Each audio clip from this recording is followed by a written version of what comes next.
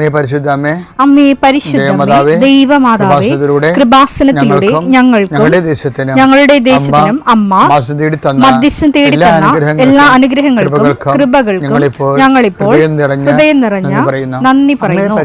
അമ്മേ പരിശുദ്ധമേ, ദൈവമാതാവേ, 2004 ഡിസംബർ 7 ഉച്ചകഴിഞ്ഞ് 2:30 കൃപാസനത്തിൽ സംഭവിച്ച അമ്മയുടെ പ്രത്യക്ഷപ്പെടലിനെ കുറിച്ച് തിരുസഭയ്ക്ക് സമർപ്പിച്ചിരിക്കുന്ന പഠനരേഖകളുടെ മേൽ സഭാത്മകമായ പഠനം ആരംഭിക്കുവാൻ ഞങ്ങൾ പ്രാർത്ഥിക്കുന്നു. അമ്മേ പരിശുദ്ധമേ, ഭൂസ്വർലോകങ്ങളുടെ രാജ്ഞിയായ അങ്ങേയ്ക്ക് ഭൗമസംരക്ഷണത്തിനായി പ്രപഞ്ചപ്രകൃതിയെ തന്നെ തിരുസഭ പ്രതിഷ്ഠിക്കുവാൻ ഈ പ്രത്യക്ഷീകരണം വഴി ഇടയാക്കണമേ. പരിശുദ്ധമേ, ജപമാല മാതാവേ, സകല കൃപാസനം പ്രാർത്ഥനയോടും ചേർത്ത് ഞങ്ങളിപ്പോൾ പ്രാർത്ഥിക്കുന്ന ഈ കുടുംബത്തിന്റെ പ്രത്യേക നിയോഗം മക്കളെ, അമ്മയുടെ പ്രത്യക്ഷീകരണത്തിന്റെ ഈ അനുഗ്രഹവേളയിൽ ഞങ്ങൾക്ക് സാധിച്ചു തരുവാൻ കനിയണമേ. ആമേൻ. വിശ്വാസ പ്രമാണം.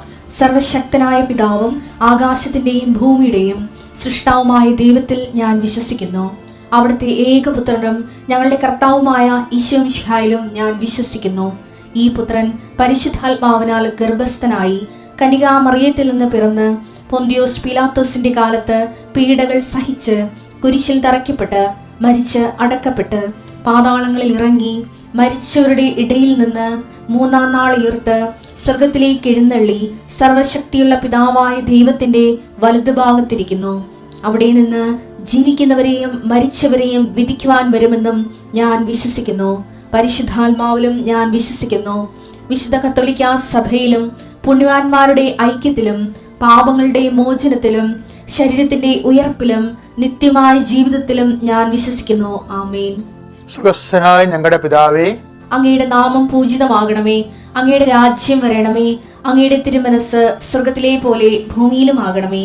അന്നു വേണ്ടുന്ന ആഹാരം ഇന്ന് ഞങ്ങൾക്ക് തരണമേ. ഞങ്ങളോട് തെറ്റ് ചെയ്യുന്നവരോട് ഞങ്ങൾ ക്ഷമിക്കുന്നത് പോലെ ഞങ്ങളുടെ തെറ്റുകൾ ഞങ്ങളോടും ക്ഷമിക്കണമേ.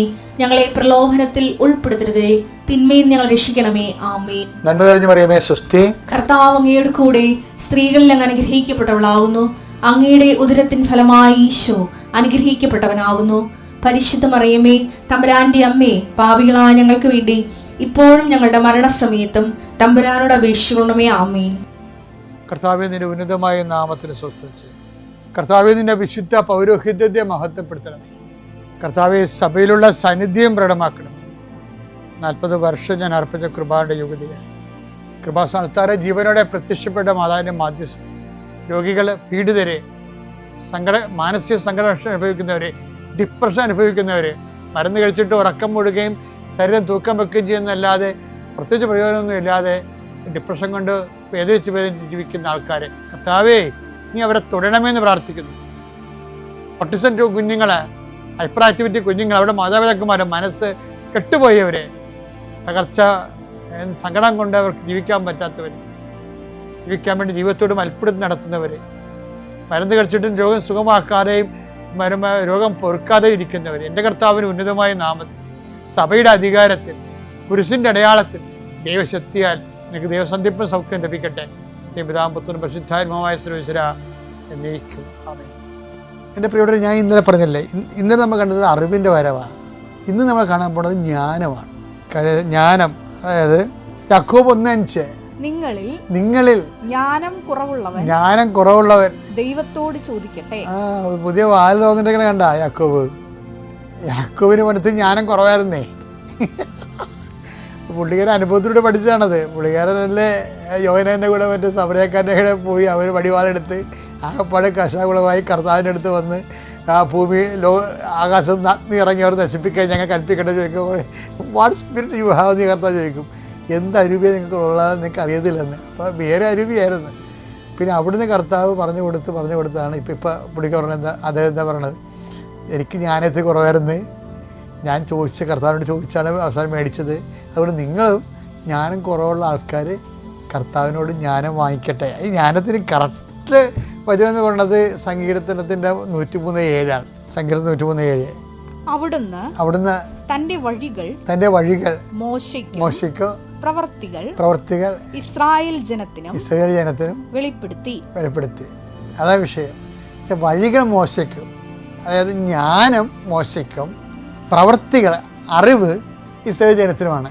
ഇപ്പം കൽമഴയൊക്കെ പെയ്യുന്നുണ്ട്, തേൻ പെരുകുന്നുണ്ട്, തവള ചാടുന്നുണ്ട്, നഗരി വ്യക്തമായി മാറുന്നുണ്ട്. എന്താണ് സംഭവിക്കണമെന്നുള്ള പ്രവർത്തികളെക്കുറിച്ച് ഇസ്രായേലിനറിയാം. പക്ഷെ മോശത്തിന് അങ്ങനെയല്ല അറിയാവുന്നത്. എന്തിനു വേണ്ടിയാണ് ദൈവം ഇതൊക്കെ ചെയ്യണത്? എന്തിനാണ്? ഈ ജനത്തെ വിട്ടുകിട്ടിയിട്ട് വാഗ്ദാന നാട്ടിലേക്ക് പോകാൻ വേണ്ടിയാണ്. അതാണ് അതിൻ്റെ ജ്ഞാനം എന്ന് പറയുന്നത്. എല്ലാ സംഭവങ്ങളുടെ പിന്നിലും ഒരു ജ്ഞാനം ഉണ്ടാകും. അതാണ് ദൈവിക പദ്ധതി.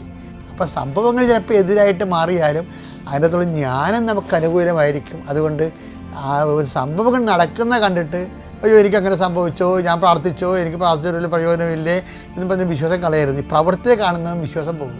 പക്ഷേ ജ്ഞാനം നോക്കുന്നവൻ വിശ്വാസത്തെ അതിജീവിച്ച് വിശ്വാസത്തിൽ വളരും. എൻ്റെ പേര് വിനി ഗിരീഷ്. ഞാൻ തിരുവനന്തപുരം ജില്ലയിൽ വെള്ളറട എന്ന സ്ഥലത്ത് പനച്ചമൂടെന്ന് അവിടെ നിന്ന് വരുന്നത്.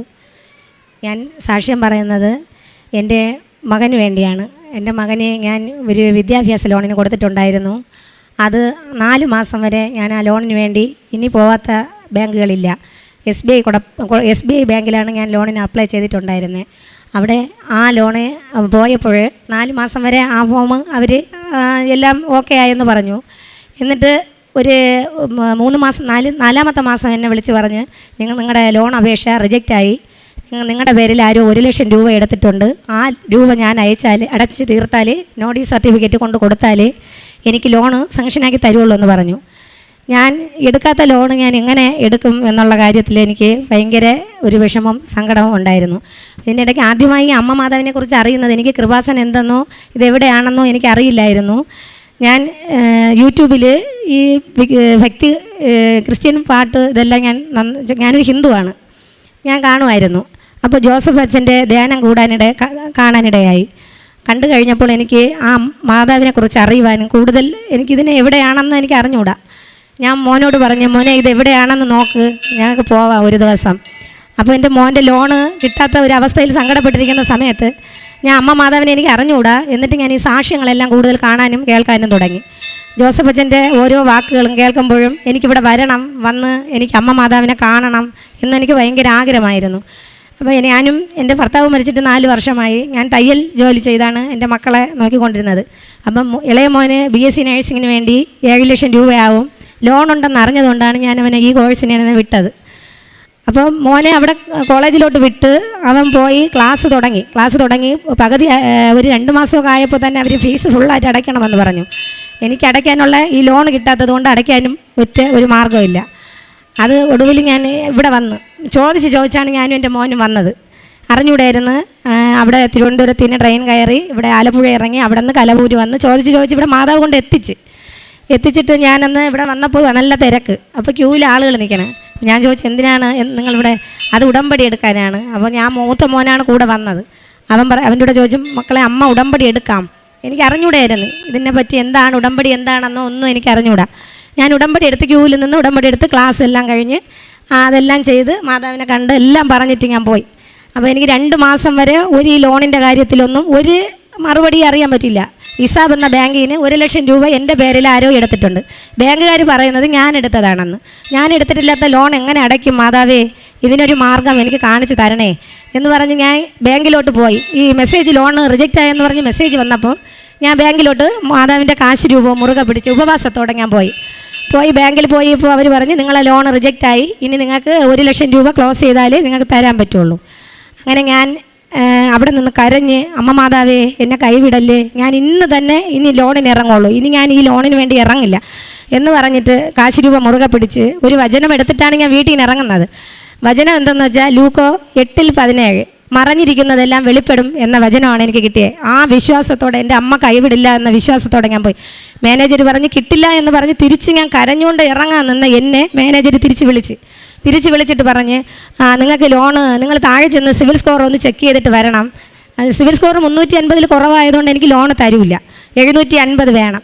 എനിക്ക് ചെക്ക് ചെയ്യാൻ ആ മാനേജർ തന്നെ എന്നെ പറഞ്ഞു വിട്ട് ഞാൻ അവിടെ കമ്പ്യൂട്ടർ സെൻറ്ററിൽ ചെന്ന് സിവിൽ സ്കോർ ചെക്ക് ചെയ്തപ്പോൾ എനിക്ക് 719. എൻ്റെ അമ്മ മാതാവ് എൻ്റെ കൂടെ വന്ന് അത് കഴിഞ്ഞ് ഉടനെ തന്നെ എനിക്ക് ലോണിൻ്റെ ഇത് ഇവിടെ നിന്നെല്ലാം സ്കാൻ ചെയ്ത് അങ്ങോട്ട് അയച്ച് എനിക്ക് ലോൺ റെഡിയായി. അത് എൻ്റെ ആദ്യത്തെ ഉടമ്പടിയിൽ വെച്ച് നിയോഗം എനിക്ക് സാധിച്ചതാണ് അമ്മ മാതാവ്. അതുപോലെ രണ്ടാമത് എൻ്റെ മൂത്ത മകൻ എയർപോർട്ടിൻ്റെ കോഴ്സ് പഠിച്ച് ഇൻ്റർവ്യൂവിന് പോകാൻ വേണ്ടി എറണാകുളത്ത് വെച്ച് ഇൻ്റർവ്യൂ പോകുന്നതിന് മുൻപേ മെയ് മാസം 7-ാം തീയതി ആയിരുന്നു ഇൻ്റർവ്യൂ. 3-ാം തീയതി ഞാനിവിടെ വന്ന് ഉടമ്പടി എടുത്തു. ഉടമ്പടിയിൽ ആദ്യം വെച്ച വിഷയം അവൻ്റെ ജോലിയായിരുന്നു. ആ ജോലി 50 മാർക്കിന് പോലും ഒരു യോഗ്യതയില്ലാത്ത എൻ്റെ മകനെ 84% മാർക്ക് കൊടുത്ത് അമ്മ മാതാവും തിരുകുമാരനും അവനെ വിജയം കൊടുത്ത് അനുഗ്രഹിച്ച്. അതുപോലെ എഴുത്തു പരീക്ഷയിൽ അവനെ 87% മാർക്ക് കൊടുത്ത് ജയിച്ച് സെലക്റ്റായി. അത് എൻ്റെ അമ്മ തന്നത്. ഈ ലോണിൻ്റെ കാര്യം ഞാൻ ബാങ്കിലോട്ട് വിളിക്കുന്നതിന് മുൻപ് അമ്മ എനിക്കറിയില്ല, ഒരു സുഗന്ധം എൻ്റെ വീട്ടിൽ വന്നു. അപ്പോൾ ഞാനിവിടെ കൃപാസനത്തിൽ വന്നിട്ടില്ലായിരുന്നു. ആ കൃപാസനത്തിൽ വരും മുമ്പേ ഈ സാക്ഷ്യങ്ങളെല്ലാം കണ്ടപ്പോൾ തന്നെ ഒരു സഹോദരി പറയുന്നത് ഞാൻ കേട്ട്, അമ്മ മാതാവിൻ്റെ സാന്നിധ്യം അറിയാൻ പറ്റിയത് ഉടമ്പടി ഇത് സുഗന്ധത്തിൽ കൂടെയാണെന്ന്. അങ്ങനെ ആ സുഗന്ധം ഞാൻ എൻ്റെ വീട്ടിലൊരു 2 മിനിറ്റേ ഉണ്ടായിരുന്നുള്ളൂ. അപ്പോൾ ഞാൻ എൻ്റെ മക്കളെ വഴക്ക് പറഞ്ഞ്, നിങ്ങൾ വീട്ടിൽ നിൽക്കുമ്പോഴും സ്പ്രേ ഒക്കെ അടിച്ചിട്ടാണ് നിൽക്കുന്നതെന്ന്. അപ്പോൾ മക്കൾ എൻ്റെ അടുത്ത് പറഞ്ഞ്, അമ്മ ഞങ്ങളെ വീട്ടിൽ സ്പ്രേ ഇല്ലല്ല, പിന്നെ എങ്ങനെ അമ്മ എന്ന്. അപ്പോൾ ഞാൻ ശരിയാണ്, എൻ്റെ വീട്ടിൽ അന്ന് സ്പ്രേ ഇല്ലായിരുന്നു. അപ്പോൾ എനിക്ക് മനസ്സിലായി അമ്മ മാതാവ് എൻ്റെ വീട്ടിൽ വന്നതാണ്. എന്നെ അമ്മ വന്ന് വിളിച്ച് ഇവിടെ കൃപാസനത്തിൽ കൊണ്ടുവന്നതാണ്. അത് പൂർണ്ണമായി ഞാൻ വിശ്വസിക്കുന്നു. എൻ്റെ അമ്മ എൻ്റെ സങ്കടം കണ്ട് എന്നെ ഇവിടെ കൊണ്ടുവന്നാണ് ഉടമ്പടി എടുപ്പിച്ചത്. അതിൽ ആ ഓരോ കാര്യങ്ങളും, ആ സുഗന്ധം വന്നത് ഒരിക്കൽ മാത്രമല്ല, 4-5 തവണ എൻ്റെ അമ്മ മാതാവ് എൻ്റെ വീട്ടിൽ വന്നിട്ടുണ്ട്. ഞാൻ ഓരോ കാര്യങ്ങൾ ആവശ്യപ്പെടുമ്പോഴും ഈ ഉടമ്പടിയിൽ വയ്ക്കാത്ത പല ആവശ്യങ്ങളും കാര്യങ്ങളും അമ്മ എനിക്ക് സാധിച്ചു തന്നിട്ടുണ്ട്. അതുപോലെ തന്നെ ഞാനും മൂത്ത മകനും കൂടെ ഇവിടെ ചോദിച്ചെത്തി എന്നെ ഇന്ന് ഓരോ മാസവും, ആ മെയ് മാസം തൊട്ട് ഇന്ന് വരെ എന്നെ ഒരു മാസവും മുടക്കിയിട്ടില്ല. ഞാനും എൻ്റെ മകനുമായിട്ട് വന്ന എന്നെ ഇന്ന് ഒരു ടൂറിസ്റ്റ് ബസ് പിടിച്ച് 50 പേരെ കൊണ്ട് എത്തിക്കാൻ ഇവിടെ കൊണ്ടുവന്ന് അവർക്കും അനുഗ്രഹം വാങ്ങി കൊടുക്കാൻ അമ്മയുടെ മുമ്പ് വന്ന് ഉടമ്പടി എടുത്ത് അവരും അനുഗ്രഹം പ്രാപിക്കുന്നു. അതേപോലെ വെഞ്ചരിച്ച ഉപ്പും തേനും ഉപയോഗിച്ച് എത്രയോ കുടുംബ സമാധാനമില്ലാത്ത ഓരോ സഹോദരിമാർ എനിക്ക് എൻ്റെ അടുത്ത് വന്ന് പറയും, ചേച്ചി എനിക്ക് കൃപാസനത്തിൻ്റെ ഒരു പത്രം വേണം, ചേച്ചി അവിടുത്തെ വെഞ്ചരിച്ച് എന്തെങ്കിലും സാധനങ്ങളുണ്ടോ? അപ്പോൾ ഞാൻ പറയും തരാമല്ല, ഉപ്പും തേനും ഉണ്ട്. അത് കൊടുത്ത് ഇന്ന് ആ കുടുംബത്തിലുള്ള ആ ഭാര്യയും ഭർത്താവും പിണങ്ങിക്കഴിഞ്ഞിരുന്നു കുടുംബ പ്രശ്നത്തിൽ. കുടി ആണ് അവർക്ക്, മദ്യപാനത്തിൻ്റെ. അവരിന്ന് ഇവിടെ വന്ന് ഉടമ്പടി എടുത്ത് സന്തോഷത്തോടെ അവർ കഴിയണം. അവർക്കും സാക്ഷ്യം പറയാൻ സമയമായി. അവരുടെ ജീവിതത്തിൽ ഒരുപാട് അത്ഭുതങ്ങൾ മാതാവ് നടത്തി കൊണ്ടിരിക്കണം. ഓരോരുത്തരും ഞങ്ങളുടെ വീട്ടിൻ്റെ അടുത്തുള്ളത് മാത്രമല്ല, ദൂരെയുള്ളവർ വരെ എന്നെ വിളിച്ച്, ഇപ്പം ഞാൻ ഇരിക്കുന്നിടത്ത് വന്ന് എൻ്റെ അടുത്ത് ചോദിക്കും, പത്രമുണ്ട്, ഒരാൾ അറിഞ്ഞ് വേറൊരാൾ അങ്ങനെ അറിഞ്ഞ്. എനിക്ക് അമ്മ ഇതിൻ്റെ ഇടയ്ക്ക് പറയാൻ വിട്ടുപോയി, ഇതിൽ എഴുതാനും മറന്നുപോയി. എനിക്ക് അമ്മ മാതാവിനോട് ഞാനൊരു ജോലി ചോദിച്ചു. എനിക്ക് എംപ്ലോയ്മെൻറ്റിന് എനിക്ക് 2 പ്രാവശ്യം സ്ഥിരമായിട്ടുള്ള പോസ്റ്റിങ്ങിൽ എനിക്ക് ജോലിക്ക് വന്നതാണ്. പക്ഷേ അത് അവർ ഒരുപാട് പൈസ ചോദിച്ച്, 4 ലക്ഷം രൂപ വരെ ചോദിച്ച്, അതെനിക്ക് കൊടുക്കാനില്ലാത്തത് കൊണ്ട് എനിക്കത് കിട്ടിയില്ല. ഭയങ്കര സങ്കടം ഉണ്ടായിരുന്നു. അങ്ങനെ ഇരിക്കെ അമ്മ, എനിക്ക് തയ്യലായിരുന്നു, പിള്ളേരെയൊക്കെ പഠിപ്പിക്കും വീട്ടിൽ വെച്ച്. അങ്ങനെ എൻ്റെ വീടിനടുത്ത് ഞാൻ പ്രതീക്ഷിക്കാതെ എൻ്റെ അമ്മ എനിക്കൊരു ഒരാളൊരു കട കിടക്കുന്ന, നീ നിനക്ക് തയ്യലൊക്കെ കിട്ടും, ഇങ്ങനെ ഇരുന്നാൽ പറ്റൂല എന്ന് പറഞ്ഞ് ഇന്ന് എനിക്ക് 2 കുട്ടികളെ പഠിപ്പിക്കാനുമുണ്ട്. തുണിക്കട ചെറുതായിട്ട് നൈറ്റി, സാരി, അങ്ങനത്തെ ലേഡീസ് ഐറ്റംസ് കുറേശ്ശെ വാങ്ങി വയ്ക്കാനും, തയ്യൽ എനിക്ക് തയ്ക്കാൻ സമയമില്ല, പുറത്ത് കൊടുത്ത് തയ്ക്കേണ്ട ഒരവസ്ഥ വരെ എൻ്റെ അമ്മ മാതാവും തിരുകുമാരനും എനിക്ക് തന്ന്. അതുപോലെ എൻ്റെ ഇളയ മകന് BSc നഴ്സിംഗ് ഞാൻ പറഞ്ഞല്ല, ലോണിൻ്റെ കാര്യം. അവന് ലോണൊക്കെ റെഡിയായി, ഫസ്റ്റ് ഇയറിൻ്റെ ഫീസൊക്കെ അടച്ച് പരീക്ഷയും കഴിഞ്ഞ്. കഴിഞ്ഞ പരീക്ഷയ്ക്ക് മുമ്പ് ഞങ്ങൾ കഴിഞ്ഞതിൻ്റെ മുമ്പിലത്തെ മാസം ഞാനും മോനും കൂടെ വന്നിട്ടുണ്ടായിരുന്നു. ഇവിടെ വന്ന് അമ്മ മാതാവിൻ്റെ അടുത്ത് ഞാൻ പ്രാർത്ഥിച്ച്, അമ്മ എൻ്റെ മകന് പരീക്ഷ എളുപ്പമാക്കി കൊടുക്കണേ, ഒരു പേപ്പറും പോവാതെ ജയിക്കാനുള്ള മാർക്ക് മാത്രം കൊടുക്കണേ മാതാവേ, എനിക്ക് കൂടുതൽ മാർക്കൊന്നും വേണ്ട, അവനെ ജയിച്ച് കിട്ടിയാൽ മതി എന്ന് ഞാൻ പ്രാർത്ഥിച്ച്. അന്ന് അച്ഛനെ കാണാൻ പറ്റിയില്ല. അച്ഛനെ കാണാൻ ക്യൂവിൽ ഒരുപാട് സമയം നിന്ന്. പക്ഷേ ടോക്കൺ എടുക്കാൻ പോയപ്പോൾ ഹാൾ ടിക്കറ്റ് കിട്ടിയില്ലായിരുന്നു മോന് വന്നപ്പോൾ. അപ്പോൾ ഹാൾ ടിക്കറ്റ് ഇല്ലാതെ കിട്ടൂല. പ്രഭു അച്ഛൻ തലയിൽ കൈവച്ച് പ്രാർത്ഥിച്ചയച്ച്. അപ്പോൾ അതിൽ അച്ഛനെ കാണാൻ പറ്റാത്തതിൽ സങ്കടം ഉണ്ടായിരുന്നു. പക്ഷേ ഞാൻ മോൻ്റെ അടുത്ത് പറഞ്ഞ്, അച്ഛനും പ്രഭു അച്ഛനും എല്ലാം ഒരേ ഇത് തന്നെ പ്രാർത്ഥന, മോൻ ധൈര്യമായിട്ട് പോയി പരീക്ഷ എഴുതും, അമ്മ മാതാവ് കൂടെ ഉണ്ടെന്ന്. അമ്മ മാതാവിൻ്റെ ലോക്കറ്റ്, തേന്, ഉപ്പ്, പത്രം അവൻ്റെ പുസ്തകത്തിൽ വെച്ച് പഠിക്കുമ്പം എപ്പോഴും ഈ പത്രം വെച്ച് പ്രാർത്ഥിക്കണമെന്ന് പറഞ്ഞാണ് ഞാൻ കൊടുത്തയച്ചത്. അവൻ പ്രാർത്ഥിക്കുമായിരുന്നു. അവൻ രാത്രിയൊക്കെ 11-12 മണിക്കൊക്കെ എണീറ്റിരുന്ന് പ്രാർത്ഥിക്കണ കൂട്ടത്തിലാണ്. ആ മകനെ ഞാൻ ഓരോ പരീക്ഷ കഴിയുമ്പോഴും അവൻ്റെ അടുത്ത് വിളിച്ച് ചോദിക്കും, മോനെ പരീക്ഷ എളുപ്പമുണ്ടാ? അമ്മ പ്രതീക്ഷിക്കണ്ട, എനിക്ക് ഭയങ്കര പാടായിരുന്നു പരീക്ഷ. അപ്പോൾ ഞാൻ മാതാവിൻ്റെ അടുത്ത് കരഞ്ഞ് നിലവിളിച്ച് രാത്രി 12 മണി 1 മണിക്കൊക്കെയാണ് എനിക്ക് പ്രാർത്ഥിക്കേണ്ട സമയം കിട്ടുന്നത്. അപ്പോഴാണ് കടയടച്ചിട്ട് വീട്ടിൽ പോകുമ്പോൾ 10 മണിയാവും. പിന്നെ ബാക്കി കാര്യങ്ങളെല്ലാം ചെയ്തിട്ട് സമാധാനത്തോടെ ഇരുന്നാണ് പ്രാർത്ഥിക്കുന്നത്. രാത്രി 1 മണി വരെ ആവും ഞാൻ പ്രാർത്ഥിച്ച് കഴിക്കുമ്പോൾ. അപ്പോൾ ആ സമയത്ത് ഞാൻ മാതാവിൻ്റെ അടുത്ത് കരഞ്ഞ് പ്രാർത്ഥിക്കും, മാതാവേ കൈവിടല്ലേ മാതാവേ, സപ്ലി വന്നു കഴിഞ്ഞാൽ പാട്, അവന് പഠിക്കാൻ ഭയങ്കര ബുദ്ധിമുട്ടാണ് അമ്മ തന്നെ കൂടെ ഇരുന്ന് പരീക്ഷ എഴുതിപ്പിക്കണേ എന്ന്. അതുപോലെ കാശ് രൂപ ലോക്കറ്റും കൊണ്ട് എൻ്റെ മോൻ പോയി. അവന് ഞാൻ പ്രതീക്ഷിച്ചത് ആവറേജ് എന്ന് ജയിക്കാനുള്ള മാർക്ക് മാത്രം മതി, അത് മാത്രമേ ഞാൻ ചോദിച്ചുള്ളൂ. അവന് സെക്കൻഡ് ക്ലാസ് കൊടുത്ത് റിസൾട്ട് 5 ദിവസത്തിന് മുമ്പേ രാത്രി 12:30 റിസൾട്ട് വന്നു. ആ സമയത്ത് സെക്കൻഡ് ക്ലാസ് കൊടുത്ത് എൻ്റെ അമ്മ മാതാവ് എൻ്റെ മോനെ സഹായിച്ചു, അനുഗ്രഹിച്ചു.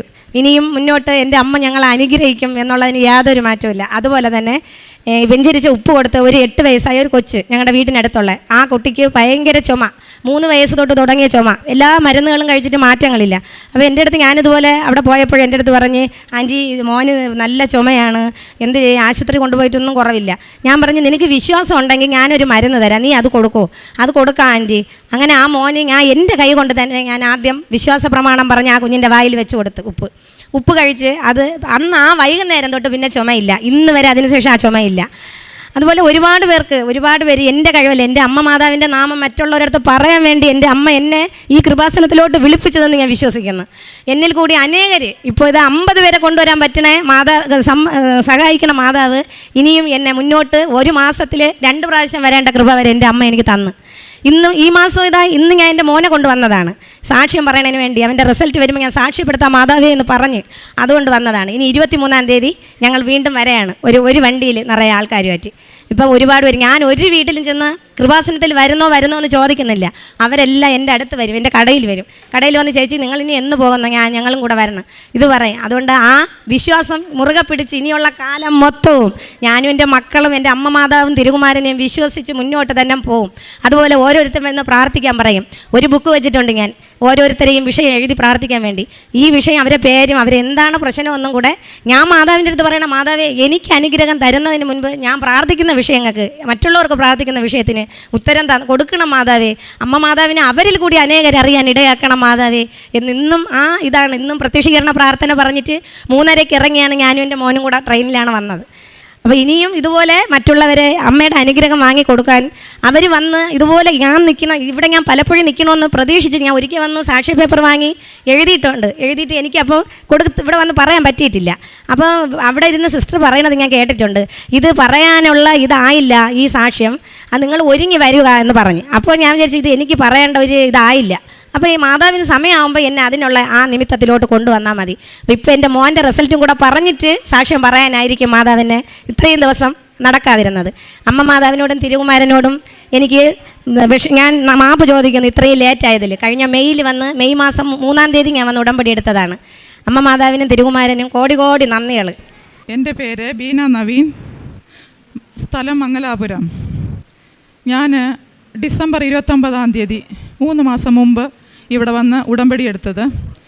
ഞങ്ങളുടെ വസ്തു വിൽക്കാനായിട്ടാണ് ഞാനിവിടെ വന്നത്. 6 കാര്യങ്ങൾ ഞാൻ വെച്ചിരുന്നു. മെയിനായിട്ട് വസ്തു വിൽക്കാൻ 2 വർഷമായിട്ട് വസ്തു വിൽക്കാൻ നോക്കിയാണ്. ആയിരക്കണക്കിന് ആൾക്കാർ വന്ന് നോക്കിയിട്ട് പോയി. പക്ഷെ എല്ലാവർക്കും ഇഷ്ടമാകും, ആരും അതിന് ആൻസർ ഒന്നും പറയത്തില്ല. അങ്ങനെ ഞാൻ കഴിഞ്ഞ ഡിസംബർ 29-ാം തീയതി 2022 ഇവിടെ വന്ന് എൻ്റെ നിയോഗം എഴുതി വെച്ചു. ഞാൻ ചെന്ന് ജനുവരി 2 ദിവസം ഞാൻ അവിടെ മംഗലാർ തിരിച്ചു വന്നു. ജനുവരി 3-ാം തീയതി ഒരു പാർട്ടി വന്നു, അവർക്ക് വസ്തു ഇഷ്ടമായി. അപ്പോഴേ അവർ അഡ്വാൻസ് ആക്കിയിട്ടാണ് പോയത്. ഈ വസ്തു ഞങ്ങൾക്ക് തന്നെ വേണമെന്ന് പറഞ്ഞിട്ട് ആ നിമിഷം തന്നെ അഡ്വാൻസ് ആക്കി പോയി. പിന്നെ എഗ്രിമെൻ്റായി. മാർച്ച് 29-ാം തീയതി 3 മാസം കംപ്ലീറ്റായി ഞാനിവിടെ വന്നിട്ട്.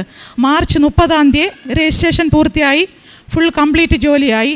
ദൈവമഹത്വത്തിന് 1000 നന്ദി, മാതാവിന് നന്ദി പറയുന്നു. 2ാമത്തെ വിഷയം, എൻ്റെ മകന് 10ാം ക്ലാസ്സിലാണ് പഠിക്കുന്നത് ഇപ്പോൾ. അവന് 2 വർഷത്തിൽ കൂടുതലായി അലർജിയായിരുന്നു, തുമ്മൽ. രാവിലെ എണ്ണിക്കുമ്പോൾ മുതൽ രാത്രി വരെ അവൻ തുമ്മിക്കൊണ്ടേയിരിക്കും.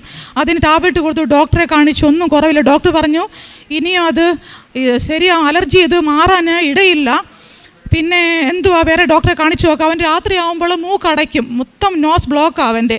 അങ്ങനെ ഞാൻ ഇവിടുന്ന് പോയതിന് ശേഷം ഇങ്ങനെ പ്രാർത്ഥിച്ചുകൊണ്ട് അവൻ്റെ ഈ തൈലം എൻ്റെ കയ്യിലിരുന്ന അച്ഛൻ ഇവിടുന്ന് തന്ന തൈലം എടുത്ത് അവൻ്റെ മൂക്കിൽ തൊട്ടൊന്ന് പ്രാർത്ഥിച്ച് വിശ്വാസ പ്രമാണം ചൊല്ലി. പിറ്റേ ദിവസം അവന് തുമ്മിയില്ല. ഞാൻ ശ്രദ്ധിച്ചു, മോനെ തുമ്മിയില്ലയോ? ഇല്ല മമ്മി തുമ്മിയില്ല എന്ന് പറഞ്ഞു. അങ്ങനെ 2 ദിവസം ശ്രദ്ധിച്ചപ്പോൾ തുമ്മലേ ഇല്ല. അവൻ്റെ തുമ്മൽ പൂർണ്ണമായി മാറിക്കിട്ടി. ദൈവമഹത്വത്തിന് നന്ദി പറയുന്നു.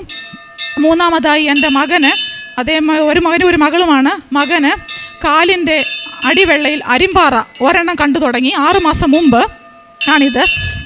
2 ദിവസം കഴിഞ്ഞപ്പോൾ ഇത് കൂടാൻ തുടങ്ങി. നിറയാകാൻ തുടങ്ങി. അപ്പോൾ സ്കിൻ ഡോക്ടറെ കാണിച്ചു, അവർ മരുന്ന് തന്നു. അവർ തരുന്ന മരുന്ന് കൊണ്ട് കുറയും, പിന്നെ 1000 ഇത് കൂടുകയാണ്. ലാസ്റ്റ് ഇത് കൂടി അവൻ്റെ നഖത്തിനിടയിൽ വരെ സ്റ്റാർട്ടായി, ബ്ലാക്കായി. ഞാനപ്പോൾ കരഞ്ഞു പ്രാർത്ഥിച്ചു, ദൈവം എന്തുവാ ചെയ്യുന്നത് ഇതിന്. അപ്പോൾ അച്ഛന് ചൊവ്വാഴ്ച അച്ഛൻ്റെ ഈ ധ്യാനം ഞാൻ 2-3 പ്രാവശ്യം കേൾക്കും. അപ്പോൾ ഒരു പ്രാവശ്യം അച്ഛൻ പറയുകയാണ്, പിന്നെ 2 കുഞ്ഞുങ്ങൾ ഗർഭിണിയായ ഒരു ലേഡി, ഒരു കുഞ്ഞ് മരിച്ചുപോയി, അതിൻ്റെ ഒരു കുഞ്ഞുണ്ട്. അപ്പോൾ അവർ പറഞ്ഞു ഒരു ചാൻസും ഇല്ല. അച്ഛൻ പറഞ്ഞു ഒന്നുകൊണ്ടും പേടിക്കേണ്ട, നിങ്ങൾ ഈ തൈലം എടുത്ത് അടിവയറ്റിൽ പെരട്ടെന്ന്. അപ്പോൾ എനിക്ക് പെട്ടെന്ന് ഇതൊരു ഓർമ്മ വന്നു. ഞാൻ ഓടിപ്പോയി ഈ തൈലം എടുത്ത് കയ്യിൽ പിടിച്ചിട്ട് കരഞ്ഞു സഹിക്കാൻ പറ്റിയില്ല, കാരണം നിറയാണ് കാൽവെള്ള, അവന് നടക്കാൻ പോലും പ്രയാസമാണ്. അപ്പം ഞാൻ ഈ തൈലം എടുത്ത് അവൻ്റെ കാലിൽ എൻ്റെ കൈ കൊണ്ട് ഫുള്ള് പെരട്ടി പ്രാർത്ഥിച്ചു. ഈ വിശ്വാസ പ്രമാണം ചൊല്ലിക്കൊണ്ട് കരഞ്ഞ് പ്രാർത്ഥിച്ചു. അത്ഭുതം എന്ന് പറയട്ടെ, കറുത്ത് പാടുകളായിരുന്നു. പിന്നെ സ്കിന്നിലോട്ടും കയറാൻ തുടങ്ങി. ഡോക്ടർ പറഞ്ഞു ഇതിന് മരുന്നില്ലെന്നാണ് പറഞ്ഞത്, ഇത് നോക്കല്ലേ ലേസർ ട്രീറ്റ്മെൻറ്റ് അങ്ങനെ പലട്ട്, അത് കൺഫേം ഇല്ല, മാറിക്കിട്ടുമെന്ന്. പിറ്റേ ദിവസമായപ്പോൾ മോനെ എങ്ങനെയുണ്ട് മോനെ, നോക്കണ്ട മമ്മി കൂടിക്കൊണ്ടിരിക്കുക, ഇത് മമ്മി എണ്ണല്ലേ നിറഞ്ഞ് പടർന്നു പിടിക്കുകയാണ്. അപ്പം ഞാനിത് കരഞ്ഞ് പ്രാർത്ഥിച്ചു. പിറ്റേ ദിവസം നോക്കിയപ്പോൾ എനിക്ക് എന്തോ മോനെ ഇച്ചിരി വ്യത്യാസമുണ്ട്. ഞാൻ പറഞ്ഞു മമ്മി നോക്കണ്ട, മമ്മി നോക്കുമ്പോൾ അത് കൂടിക്കൊണ്ടിരിക്കില്ല, ഇന്നലെ ഞാൻ പ്രാർത്ഥിച്ചല്ല കരഞ്ഞ്, മാതാവ് മാറ്റി തരുമോനെന്ന് പറഞ്ഞു. 3 ദിവസമായി 4 ദിവസമായി എൻ്റെ കുഞ്ഞിൻ്റെ കാലിലെ മാറാൻ തുടങ്ങി. പിന്നെ പുതിയതായിട്ട് ഒന്നും വന്നിട്ടില്ല. വിരലിനിടയ്ക്ക് എവിടെ സ്ഥലമുണ്ടോ അവിടെ എല്ലാം ഉണ്ടായിരുന്നു അവൻ്റെ അരിമ്പാറ. ഇപ്പോൾ ഞാൻ ഇവിടെ വന്നിരിക്കുന്നു. ഇന്നലെ ഞാൻ കാല് പിടിച്ച് നോക്കി, അവൻ്റെ കാല് വൃത്തി ക്ലീനായി, ഒരു അരിമ്പാല പോലും ഇല്ല, എല്ലാം മാറിക്കിട്ടി. ദൈവത്തിന് മഹത്വം, മാതാവിന് 1000 സ്തുതിയും സ്തോത്രയും ചെയ്യുന്നു. ഞാൻ എൻ്റെ പേര് സുനിതമ്മ ജോൺ. ഞാൻ ഇസ്രായേലിൽ ജോലി ചെയ്യുന്നു. ചങ്ങനാശ്ശേരിയിലാണ് എൻ്റെ വീട്. ഞാൻ 2018 നാട്ടിൽ ലീവിന് വന്നപ്പം എനിക്കൊരു കൃപാസനം പത്രം കിട്ടി. ആ കൃപാസനം പത്രത്തിനകത്ത് ലൈറ്റ് എ ക്യാൻഡിൽ പ്രയറിനെ കുറിച്ചുണ്ടായിരുന്നു. പക്ഷേ ഞാനത് മൈൻഡ് ചെയ്തില്ല. ഞാൻ ഇവിടുന്ന് തിരിച്ച് ലീവ് കഴിഞ്ഞ് ഇസ്രായേലിൽ ചെന്ന് കഴിഞ്ഞപ്പം എനിക്ക് ഉണ്ടായിരുന്ന ജോലി നഷ്ടപ്പെട്ടു.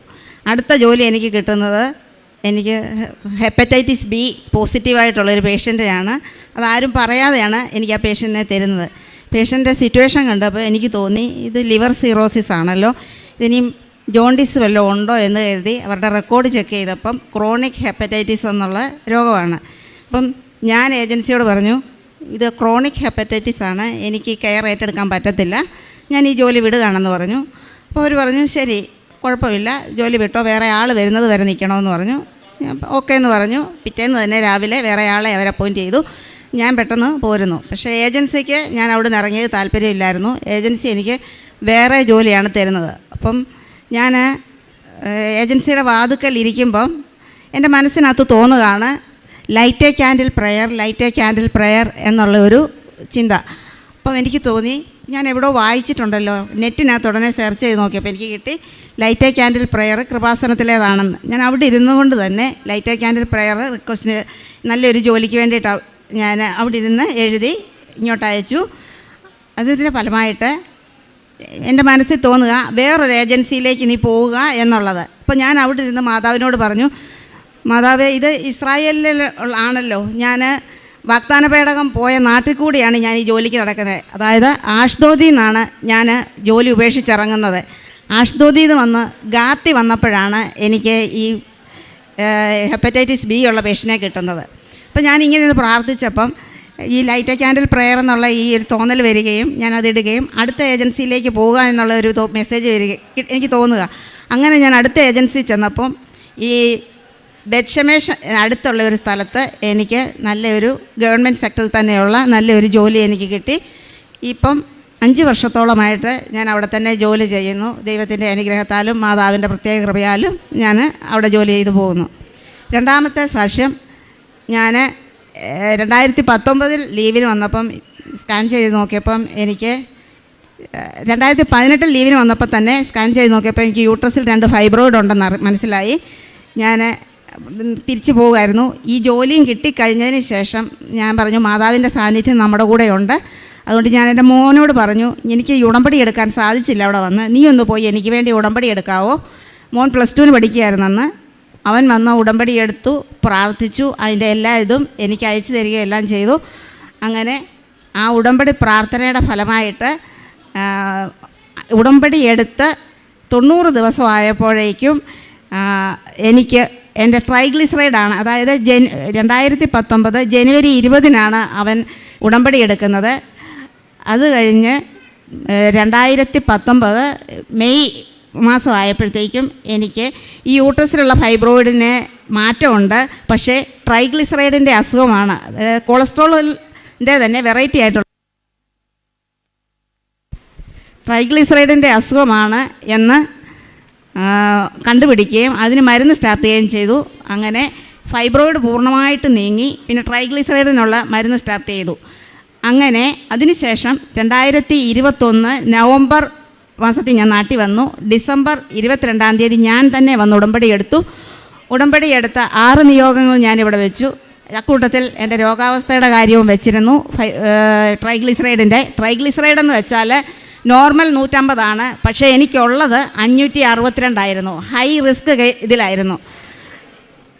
അതുകൊണ്ട് ഡോക്ടർമാർ മരുന്ന് മുടങ്ങരുത്, ഒരു ജ്യൂസുകളൊന്നും കുടിക്കരുത്, അരിയാഹാരം കഴിക്കരുത് എന്നൊക്കെ കർശന നിർദ്ദേശം തന്നു.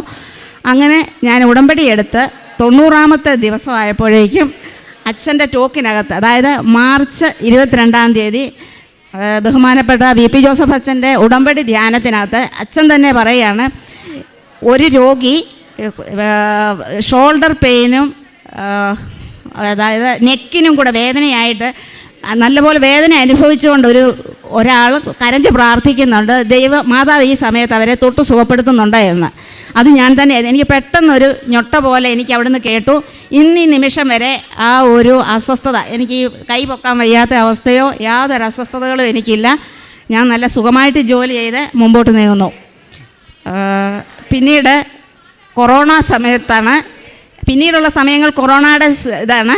ആ കൊറോണ സമയത്താണ് എനിക്ക് 2019 തന്നെ കൊറോണ സമയത്ത് മോൻ ഉടമ്പടി എടുത്തതിന് ശേഷം കാരുണ്യപ്രവൃത്തി എന്നുള്ള ഇതിന് വേണ്ടിയിട്ട് ഞാൻ പോകുമ്പോഴാണ് എന്നോടൊരാൾ ചോദിച്ചു, ഞാൻ ജോലി ചെയ്യുന്നതിൻ്റെ അടുത്ത് തന്നെ ഒരമ്മൂമ്മയാണ്, എനിക്ക് സഹായിക്കാൻ ആരുമില്ല, നീ എന്നെ ഒന്ന് വന്ന് സഹായിക്കാവോ, എന്നെ ഒന്ന് കുളിപ്പിക്കാവോ, അമ്മച്ചിക്ക് 130 കിലോ വെയിറ്റ് ഉണ്ട്, ആരും പോവുകയോ നോക്കുകയോ ചെയ്യത്തില്ല. അപ്പം ഞാൻ പറഞ്ഞു, ഞാൻ വന്ന് നോക്കാം, താഴെ വീഴാതിരുന്നാൽ മതി, താഴെ വീണാൽ എനിക്ക് പൊക്കാൻ പറ്റത്തില്ല, അതുകൊണ്ട് ഞാൻ വന്ന് ഹെൽപ്പ് ചെയ്ത് തരാം, എന്നതെങ്കിലും ഉണ്ടെങ്കിൽ നിൻ്റെ ആൾക്കാരെ നീ വിളിക്കുക, എൻ്റെ മക്കളെയോ ആരെയെങ്കിലും വിളിക്കണമെന്ന് പറഞ്ഞു.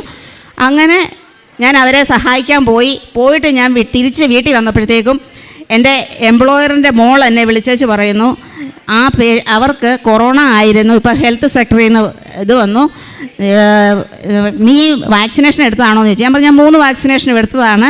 എന്നാൽ നീ ഒരു കാര്യം ചെയ്യുക, ആരോടും പറയണ്ട നീ അവിടെ പോയെന്ന്, മാതാവിൻ്റെ സംരക്ഷണം എനിക്ക് അവിടെ കിട്ടി, ആരോടും പറയണ്ട അവിടെ പോയെന്ന്, കൊറോണ ആണോ എന്നുള്ളത് 2 ദിവസം കഴിയത്തിനുള്ളിൽ നീയും ചെക്ക് ചെയ്ത് നോക്കിക്കൊള്ളുക എന്ന് പറഞ്ഞു. ഞാൻ കാർഡ് വെച്ച് ചെക്ക് ചെയ്തു, ഒരു കുഴപ്പമില്ല, കൊറോണ നെഗറ്റീവായിരുന്നു. അങ്ങനെ എനിക്ക് മാതാവിൻ്റെ സംരക്ഷണം പൂർണ്ണമായിട്ടും കിട്ടി. പിന്നീട് എനിക്കൊരു സർട്ടിഫിക്കറ്റ് വേണമായിരുന്നു മോൻ്റെ അഡ്മിഷന് വേണ്ടിയിട്ട്, യൂണിവേഴ്സിറ്റി അഡ്മിഷന് വേണ്ടിയിട്ട്, അതുപോലെ രണ്ടാമത്തെ മോൻ്റെ +1 അഡ്മിഷന് വേണ്ടിയിട്ടും. അപ്പം ഞാൻ 2 പ്രാവശ്യമായിട്ടും 2 വർഷമായിട്ട് ഞാൻ ഈ തഹസീൽദാരുടെ ഓഫീസിലും ഒക്കെ കയറി ചെല്ലുന്നുണ്ട്, ഈ ഒരു സർട്ടിഫിക്കറ്റ് കിട്ടാൻ സാധ്യതയുണ്ടോ എന്ന് ചോദിച്ച്. പക്ഷെ അന്നൊക്കെ അവർ അത് കിട്ടാൻ സാധ്യതയില്ല, അതിനുള്ള സാധ്യത നിങ്ങൾക്ക് കുറവാണ് എന്ന് പറഞ്ഞ് മടക്കി അയക്കുകയായിരുന്നു. ഈ പ്രാവശ്യം വന്നപ്പോൾ ഞാൻ വില്ലേജ് ഓഫീസറുടെ അരികെ ചെന്ന് പറയാതെ തന്നെ അക്ഷയയിൽ ചെന്നിട്ട്, ഞാൻ ഇന്നതുപോലൊരു സർട്ടിഫിക്കറ്റ് എനിക്ക് വേണം, ഈ അക്ഷയ സെൻറ്ററിൻ്റെ വാതുക്ക നിന്നുകൊണ്ട് തന്നെ ഞാൻ ലൈറ്റ് ക്യാൻഡിൽ പ്രെയർ ഇട്ടു, എനിക്ക് ഈ സർട്ടിഫിക്കറ്റ്, നോ കറക്ഷൻ സർട്ടിഫിക്കറ്റ് എനിക്ക് ശരിയാക്കി കിട്ടുകയാണെങ്കിൽ മാതാവേ, ഞാൻ ഈ കൃപാസനത്തിൽ വന്ന് ഞാൻ സാക്ഷ്യം പറഞ്ഞോളാം എന്ന് പറഞ്ഞ് ഞാൻ അക്ഷയ സെൻറ്ററിൻ്റെ അവിടെ തന്നെ നിന്നിട്ട് ഞാൻ അക്ഷയ സെൻറ്ററിലെ ആ പുള്ളിയോട് ചോദിച്ചു, എനിക്ക് എങ്ങനെയെങ്കിലും ഈ സർട്ടിഫിക്കറ്റ് ഒന്ന് ശരിയാക്കി തരാൻ പറ്റുമോ?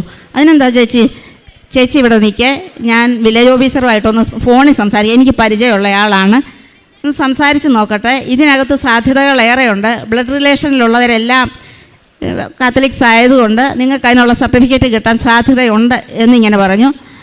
അങ്ങനെ ഞാൻ ആ സർട്ടിഫിക്കറ്റിന് വേണ്ടി അപ്ലൈ ചെയ്തു. വിതിൻ 7 ഡേയ്സിനുള്ളിൽ തന്നെ എനിക്ക് ആ സർട്ടിഫിക്കറ്റ് ശരിയായി കിട്ടി. അത് പരിശുദ്ധ അമ്മയുടെ പ്രത്യേക മാധ്യസ്ഥം എന്ന് ഞാൻ പൂർണ്ണമായും വിശ്വസിക്കുന്നു. പിന്നെ എൻ്റെ മോന് കഴിഞ്ഞ വർഷത്തെ 10ാം ക്ലാസ്സിലെ പരീക്ഷയ്ക്ക് ഫുൾ A+ കിട്ടി. അല്പം ഉത്കണ്ഠയും വിഷമവും ഒക്കെ ഉള്ളൊരു കുട്ടിയായിരുന്നു. പഠിക്കും എങ്കിലും ഞാൻ എഴുതുന്നത് ശരിയാവുമോ എന്ന് പറഞ്ഞൊരു ഭയങ്കര ഉത്കണ്ഠയായിരുന്നു. പക്ഷേ A+ കിട്ടി, നല്ല സ്കൂളിൽ അഡ്മിഷൻ കിട്ടി. ഇതെല്ലാം മാതാവിൻ്റെ അനുഗ്രഹം കൊണ്ട് തന്നെ നടന്നതായിട്ട് ഞാൻ വിശ്വസിക്കുന്നു.